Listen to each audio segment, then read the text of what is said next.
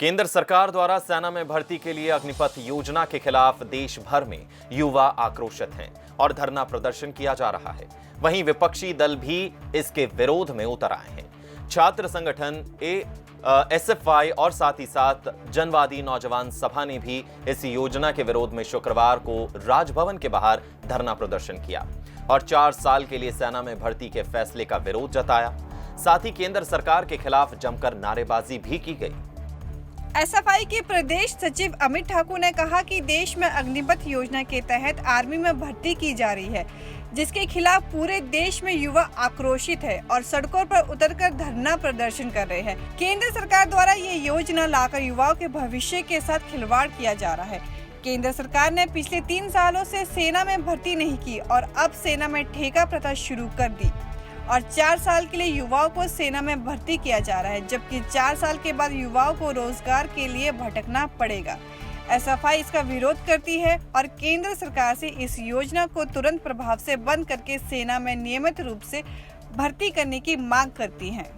पिछले 2 दिनों से लगातार युवा जो है, हमारे देश के छात्र लगातार प्रदर्शन कर रहे हैं। जो हमारे देश की केंद्र सरकार के द्वारा एक अग्निवीर योजना के नाम से सेना के अंदर भर्ती के लिए योजना तैयार की है, उसके विरोध में लगातार ये जो है प्रदर्शन हो रहे हैं। पूरे देश के अंदर हम देख रहे हैं किस तरीके से जगह जगह पर जो है अलग अलग राज्यों के अंदर ये हिंसक प्रदर्शन भी जो है हो रहे हैं। एसएफआई उन हिंसक प्रदर्शन का जो है समर्थन बिल्कुल भी नहीं करती है, लेकिन जिस तरीके से सेना का मजाक बनाने की कोशिश इस केंद्र सरकार ने की है, एक ठेका प्रथा इस सेना भारतीय सेना के अंदर जो है उसने जो है इस योजना के माध्यम से लागू करने की कोशिश की है, जिसमें आप देख रहे होंगे कि 4 साल के लिए जो है एक उसमें सेना के अंदर जो है अलग अलग सेनाओं के अंदर भर्तियां होगी, जिससे साफ तौर पे देश की सुरक्षा के साथ और देश की संप्रभुता के साथ एक बहुत बड़ा खिलवाड़ ये सरकार करने जा रही है। सेना देश की सुरक्षा के लिए, आंतरिक सुरक्षा के लिए और बाह्य सुरक्षा के लिए एक अहम कड़ी है और हम इस बात को बार बार सरकार से पिछले 2 सालों से मांग कर रहे हैं कि जो कोविड